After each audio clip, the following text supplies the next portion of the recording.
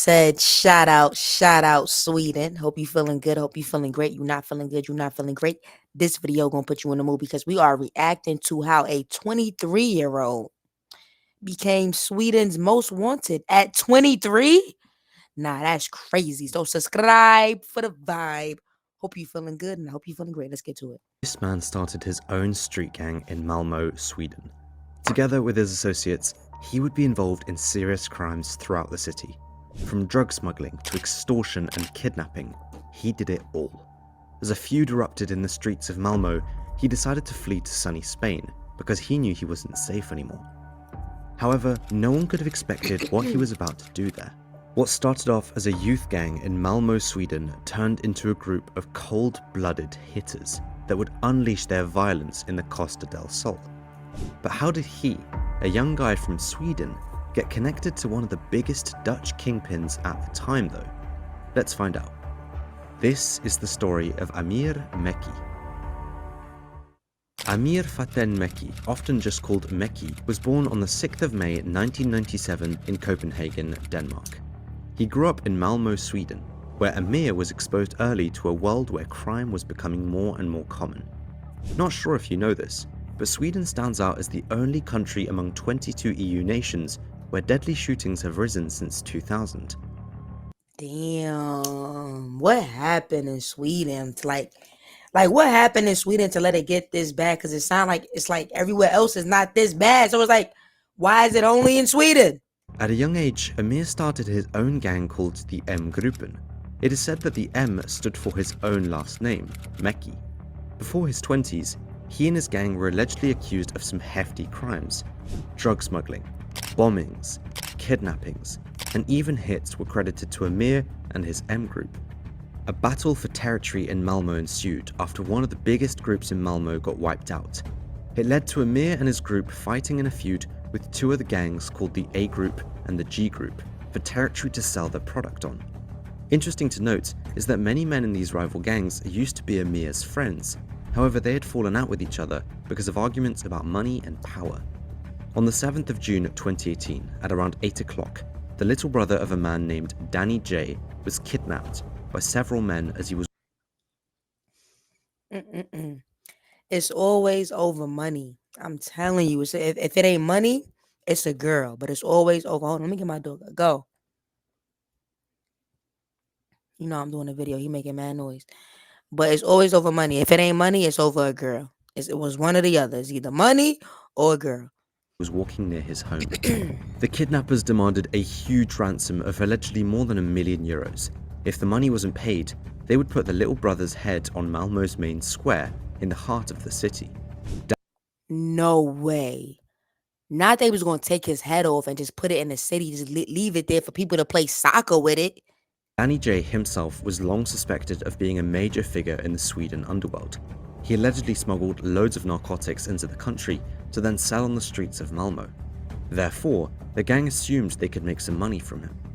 3 days after the disappearance, Insane.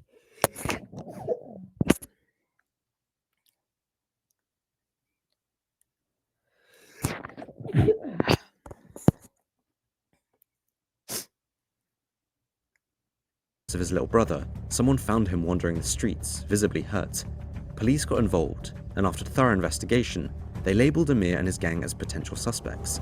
Whether Danny J paid the money or not has never been confirmed. Now we all know that kidnapping a criminal's little brother obviously does not go without any repercussions. Leaked PGP messages show that Danny was looking for revenge. He messaged, "I want to kidnap his father.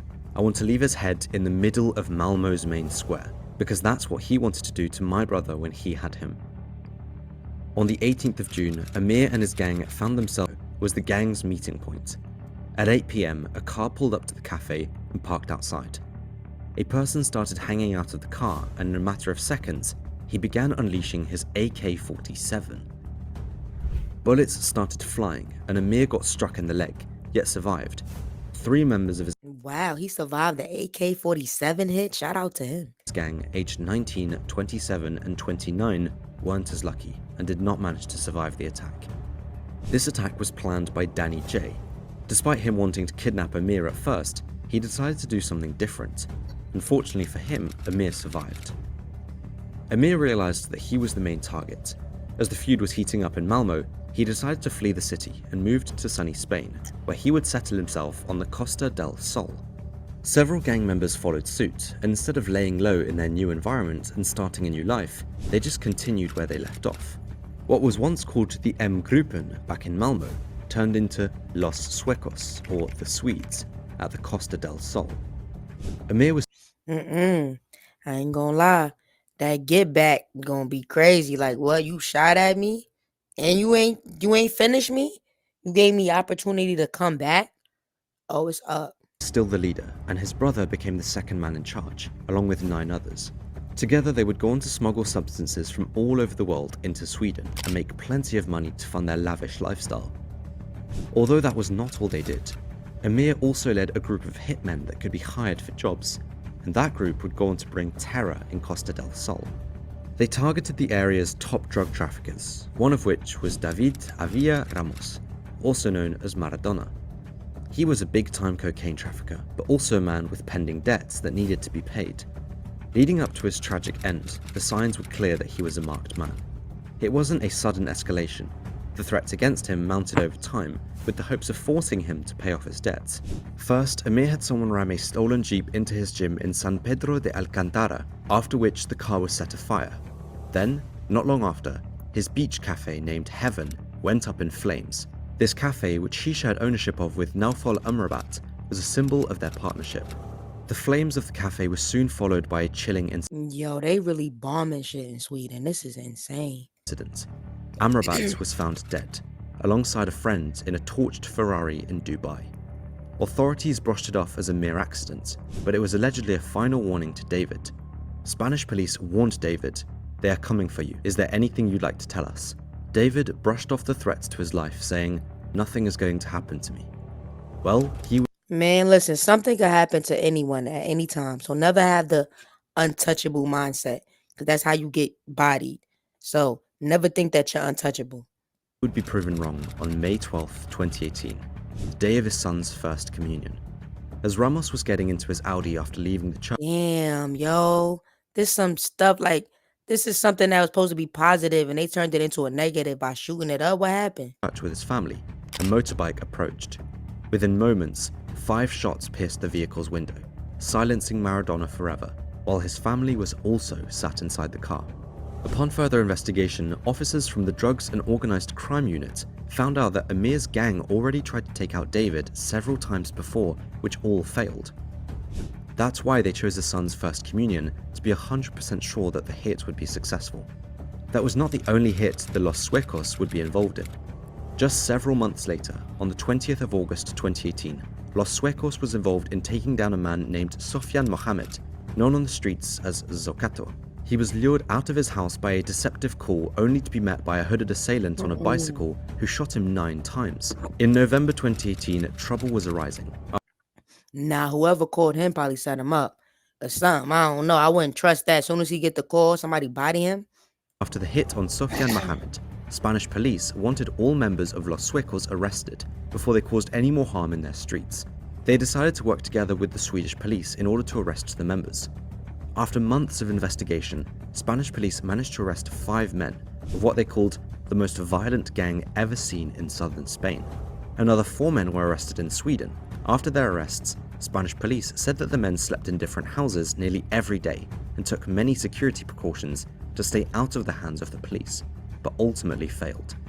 Their mission wasn't 100% successful though. They had everyone except their main targets, Amir and his brother. It was pretty much a miracle, but Amir managed to escape the raid on his house. On the 14th of November, he immediately fled to Dubai using a fake passport.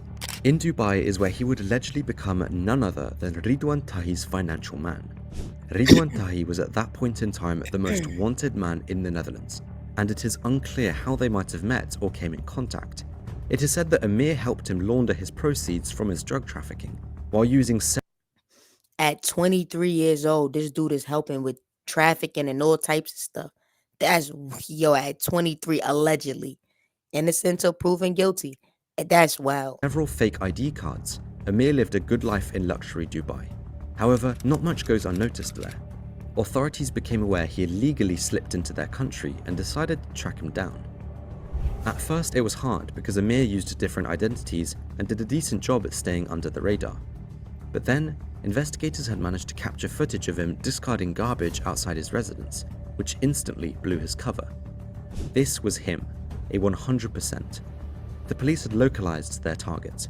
Then, on the 3rd of June 2020, Dubai's Damn, you know you wanted. Why you taking out the trash? task force raided Amir's residence and arrested him without a problem. The leader of M Group, Los Suecos, and Tahi's financial man had managed to stay out of the hands of police for years, but now they finally got him. Spain and Sweden both wanted Amir as they were looking to prosecute him for several hits, drug smuggling and money laundering. He was extradited to Spain shortly after his arrest. Spanish prosecutors had a hard time getting all their facts together to build a case. Amir had spent 3 years in pre-trial custody in Spain and was due to be released soon. Sweden revived his accusations against him, and Spain decided to extradite him back to his home country in August 2023. So he would not walk away a free man. Mikael Nilsson, representing Amir, stated he denies all accusations. Yet prosecutor Lisa Aberg is pushing for more beyond the narcotics allegations. She hints at the possibility of weapon offences to be added as well. This was the story of Amir Mekki. For now, it's looking like he will spend a very long time behind bars in Sweden and maybe Spain eventually as well. I hope you've enjoyed the video as always. I did, yo, man. Free him, man. I mean, you innocent until proven guilty, you know. So we'll see how that go. Subscribe for the vibe.